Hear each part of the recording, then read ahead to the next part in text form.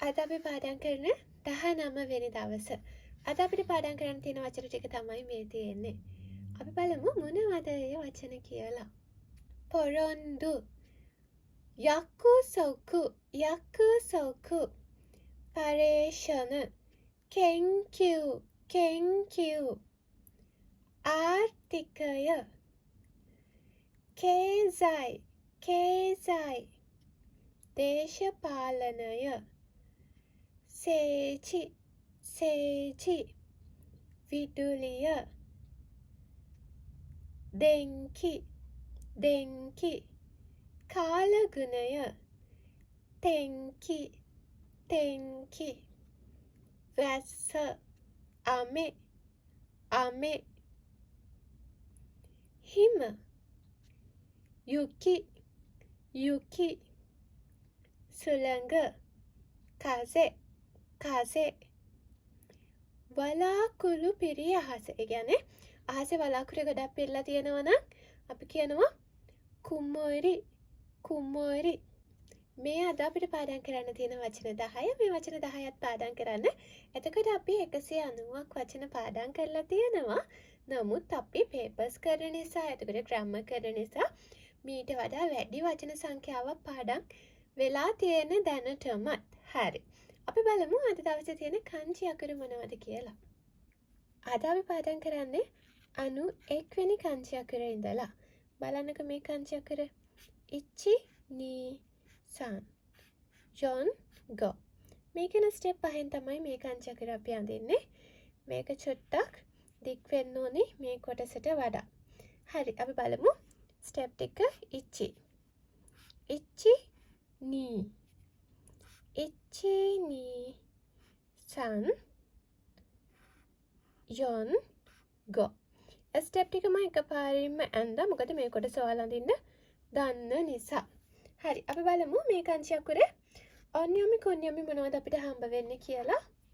අපිට හම්බ වෙනවා කුන්යොමි එක. කුන්යොමි එක වෙනවා ෆුරු. ෆුරු. එතකොට හම්බ වෙන අවස්ථාවන් බලමු. අපිට මේ කංචි අකුර හම්බ වෙනවා මෙන්න මේ විදිහට ඊ අකුරත් එක්ක. මොකක්ද? ෆුරොයි. ෆුරොයි. ෆුරොයි කියනවා ඕල්ඩ්. එහෙම නැත්නම් පරණ. පරණ. මෙන්න මේ කියන අවස්ථාවේදී තමයි අපිට N5 වලදී මේ කංචි අකුර හම්බ වෙන්නේ. ලේසියෙන් මතක තියාගන්න. අදම මතක තියාගන්න නිසා ෆුරොයි. ෆුරොයි කියන්නේ මේ කංචි අකුර. ෆුරොයි කියනවා පරණ. පරණ. දෙවනි කංචි අකුර අද අපි බලමු. බලන්නකෝ මේකේ නම් ස්ටෙප් ගොඩක් තියෙනවා. හොඳට බලාගන්න නිසා. ඉච්චි, නී, සන්, යොන්, ගෝ, රොකු, නන, හච්චි, චු. එතකම චුයිචි, චුනි, චුසන්, චුයොන්. මෙන්න මේ කියන ස්ටෙප් වලින් තමයි මේ කංචි අකුර අඳින්නේ. අපි ආයෙත් අඳලා බලමු. ඉච්චි, ඉච්චි, නී. ඉච්චි, නී, සන්, යොන්. ඉච්චි, නී, සන්, යොන්, ගෝ. ඉච්චි, නී, සන්, යොන්, ගෝ. ඊළඟට රොකු. ඉච්චි, නී, සන්, යොන්, ගෝ.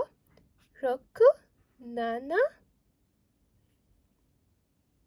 ඉච්චි, නී, සන්, යොන්, ගෝ. රොකු, නන, හච්චි, කියු. ඔන්න කියන ස්ටෙප් 9න් තමයි අපි මේ කොටස අඳින්නේ. දෙවෙනි කොටස මම මෙතනින් අඳින්න පටන් ගන්නම්. බලන්න. ඉච්චි, නී, සන්, යොන්, ගෝ. රොකු, නන, හච්චි, කියු. ඊළඟට ජු, චුයිචි, චුනී, චුසන්. ඔන්න ඔය කියන ස්ටෙප් වලින් තමයි මේ කංචි අකුර අඳින්නේ. මේ දෙවෙනි කොටස මම ආයෙත් අඳලා පෙන්නන්නම්. ඉච්චි, ඉච්චි, නී, ඉච්චි, නී, සන්, ඉච්චි, නී, සන්, ජොන් ඔන්න කියන ස්ටෙප් 4න් තමයි අපි දෙවෙනි කොටස අඳින්නේ. එතකොට මේ කාංචි අකුරේ අන්‍යෝමි එක වගේම කුණ්‍යෝමි එක දෙකම අපිට හම්බ වෙනවා. කුණ්‍යෝමි එක වෙනවා ආ ත ර අතර. හරි. ඊළඟට අන්‍යෝමි එක වෙනවා ෂින්. ෂින්. අපි බලමු හම්බ වෙන අවස්ථාවන්. මෙන්න මේ කාංචි අකුර මෙන්න මේ විදිහට ෂී අකුරයි ඊ අකුරයි එක්ක හම්බ වෙනවා නම් ඔයාලා දැනටමත් දන්නවා අතරශී. අතරශී අතරශී කියනවා new. එහෙම නැත්නම් අලුත්. අතරශී. ඊට අමතරව මේ කාංචි අකුර අපිට ආය අවස්ථාවක හම්බ වෙනවා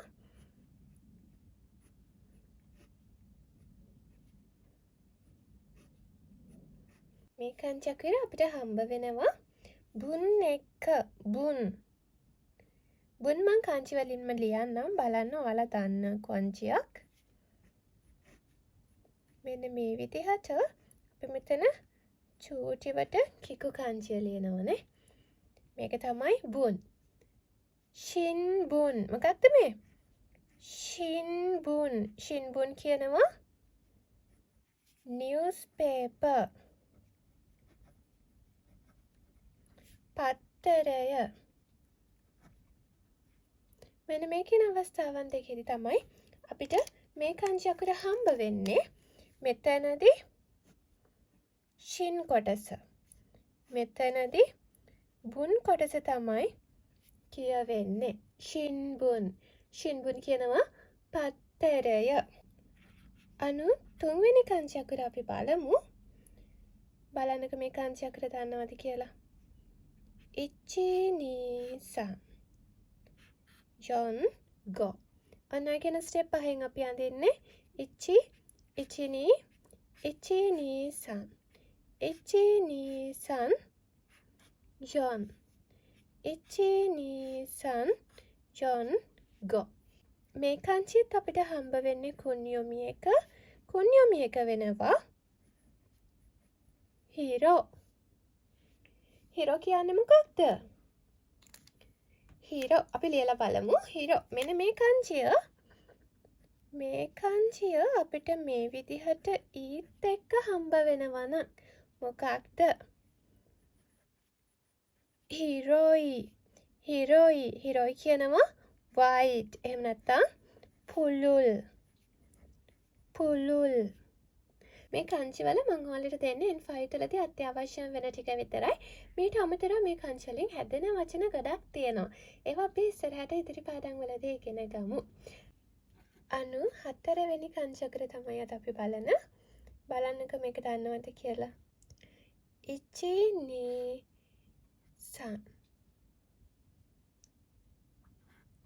යොන් ගෝ රොකු.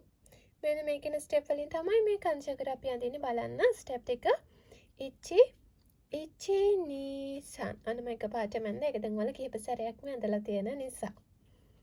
ඉචිනිසන් යොන්. ඉචිනිසන් යොන් ගෝ රොකු.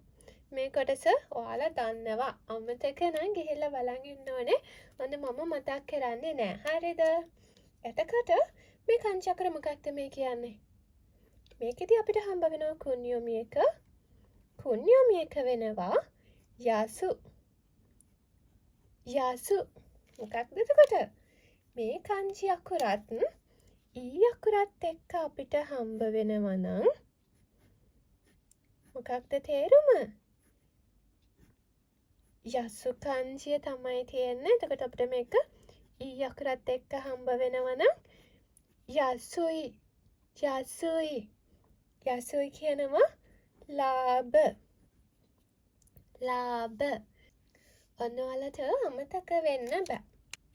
95 වෙනි කාංචි අකුර අද දවසේ කතා කරන අන්තිම කංචි අකුර හරි ලේසි බලන්න. ඉචි නී සන් යොන් ගෝ.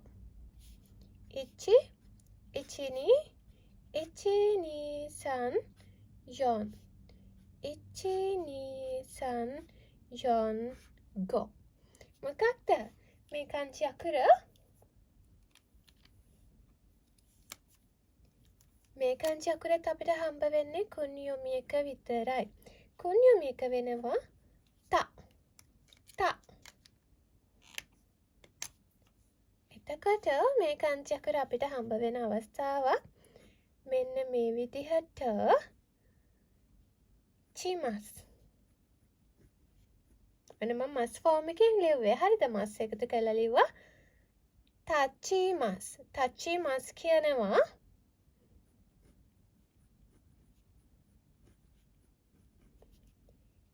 හිට ගන්නවා. එහෙම නැත්නම් ස්ටෑන්ඩ්. හිට ගන්නවා. නිකන් මේ කංචි අකුර දැක්කම හිටගෙන වගේ පේනවනේ. මේවා නිකන් උස්සට පේන නිසා නිකන් මේ කංචි අකුර දැක්කම ඔලුවට දාගන්න හිට ගන්නවා. හිට ගන්නවට අපි කියනවා තාත්සු කියලා නේ. ඩික්ෂනරි ෆෝම් එක තාත්සු. එතකොට ඒක මස් ෆෝම් එකේදී තාචිමස්. තාචිමස් වෙනවා. හරි. ඔන්න අපි අද වෙනකොට කංචි 95ක් පාඩම් කරලා ඉවරයි. දැන් ඔයාලට කංචි පේපර් එක කරන්න පුළුවන්. මේ දක්වා ඉගෙන ගත්ත ඒවා දැන් 95ක් ඉගෙනගෙන තියෙනවා. එතකොට ඒවා භාවිතා වෙන අවස්ථානේ හැදෙන වචනත් අපි අඳුරගෙන තියෙන්නේ. ඒ නිසා අනිවාර්යෙන් ඔයාලට හොඳ ලකුණකට යන්න කංචි පේපර් එක කරන්න. මේ දණ්ඩ කරලා තියෙන කංචි හොඳටම ඇති. නමුත් අපි N5 වලට තව කංචි 25ක් විතර ඉගෙන ගන්නවා. ඔක්කොම 120ක් විතර වෙන්න අපිට වැදගත් වෙයි කියලා හිතන කංචි ඔක්කොම ටික. හරි. එහෙනම් අපි තවත් දවසක වීඩියෝ එකකින් හම්බෙමු. කංචි පේපර්ස් කරන්න ගන්න. එතකොට ඔයාලට තව මතකයේ දියුණු වෙනවා. ඒ වගේම කියන්න ඕනේ මේ කංචි අකුරු මම හරියටම මිම්මට අඳින්නේ නැහැ. ඔයාලට මතක කරගන්න රිවිෂන් එකක් විදිහට ඩේ ටු ඩේ කරන දේවල් තමයි මේ දෙන්නේ. ඒ නිසා මේ කංචි ලස්සනට නැතුව ඇති. නමුත් කංචි ඔයාලට දැක්කම මතක හිටින්න තමයි මම මෙහෙම අඳින්නේ.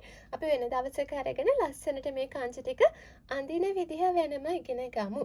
දැනට මේ කංචි අකුර ලියලා ප්‍රැක්ටිස් කරන්න දැක්කම අඳුර ගන්න පුළුවන් විදිහට ඒක තමයි ඔයාලට පේපර් එකට අත්‍යවශ්‍ය වෙන්නේ.